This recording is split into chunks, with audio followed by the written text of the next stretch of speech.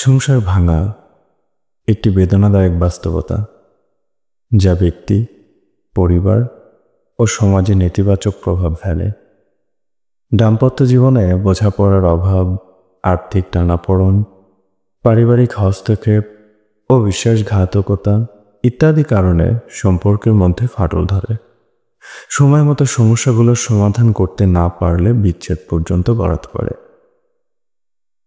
প্রিয় দর্শক, আজকের ভিডিওতে আমরা আলোচনা করব এই সংসার ভাঙার 5টি বিশেষ কারণ নিয়ে।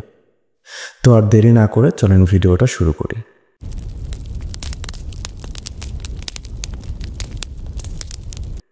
প্রথমত, বিশ্বাসহীনতা।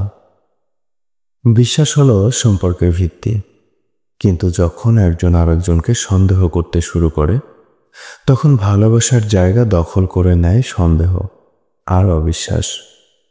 একবার বিশ্বাস নষ্ট হলে সম্পর্ক আর আগের মতো থাকে না।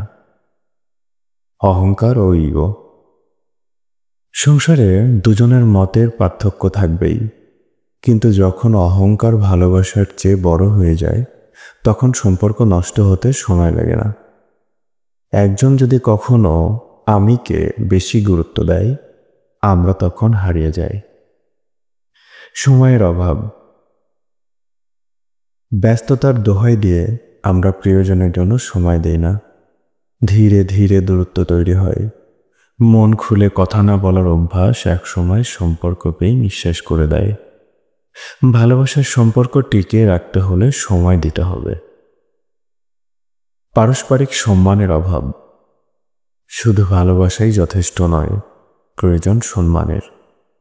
একজন যদি আরেকজনের মতামত, অনুভূতি, স্বপ্নকে অবহেলা করে, তাহলে সেই সম্পর্ক বেশি দিন টিকে না। সুখী সংসারের জন্য পরস্পরকে শ্রদ্ধা করা জরুরি। বাইরের প্রভাব। অনেক সময় পরিবারের সদস্য, বন্ধুবান্ধব বা সমাজের চাপেও সংসারে অশান্তি তৈরি হয়। যদি স্বামী স্ত্রী একে অপরকে বুঝতে না পারে, তবে বাইরের কথা সহজেই তাদের দূরে সরিয়ে দেয়। সুখী দাম্পত্য জীবনের জন্য অন্যের কথার চেয়ে নিজেদের ভালোবাসাকে বেশি গুরুত্ব দেওয়া উচিত। সংসার টিকিয়ে রাখা সহজ নয়, কিন্তু অসম্ভব নয়। যদি ভালোবাসা, বিশ্বাস, সম্মান আর সময় দেওয়া যায়, তবে সব বাধাই জয় করা সম্ভব। তাই সম্পর্ককে গুরুত্ব দাও, ভালোবাসার মানুষকে আগলে রাখো, কারণ একবার ভেঙে গেলে সব কিছু আর ফিরে পাওয়া সম্ভব হয় না। প্রিয় দর্শক, আশা করি ভিডিওটা আপনাদের ভালো লেগেছে। যদি ভালো লাগে তাহলে ভিডিওটা অবশ্যই লাইক, কমেন্ট এবং সাবস্ক্রাইব করবেন। দেখা হবে পরবর্তীতে অন্য কোনো ভিডিও নিয়ে। ততক্ষণ ভালো থাকবেন। ধন্যবাদ।